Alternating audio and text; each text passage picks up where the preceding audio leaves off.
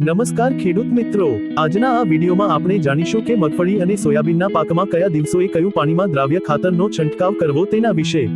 પ્રથમ ખાતર 19-19-19 ખાતર। આ ખાતર વાવેતર બાદ 25 થી 30 દિવસે છોડની વૃદ્ધિ અને વિકાસ માટે 100 ગ્રામ પ્રતિ પંપ એટલે કે 15 લીટર પાણીમાં મિક્સ કરી છંટકાવ કરવો।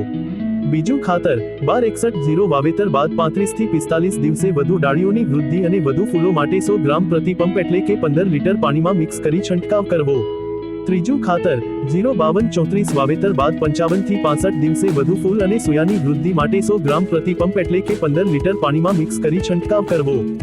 ચોથું ખાતર 0-0-50 છેલ્લે 90 થી 100 દિવસે દાણા ભરાવદાર અને તેલની ટકાવારી વધારવા માટે 100 ગ્રામ પ્રતિ પંપ એટલે કે 15 લીટર પાણીમાં મિક્સ કરી છંટકાવ કરવો। આ ખાતરો છોડના વિવિધ વિકાસ અવસ્થામાં જરૂરી પોષક તત્વો પૂરા પાડે છે અને દાણાની ગુણવત્તા સુધારે છે। વિડીયો ગમ્યો હોય તો લાઈક કરો, શેર કરો અને આવી વધુ કૃષિ માહિતી માટે ચેનલને સબસ્ક્રાઇબ કરો।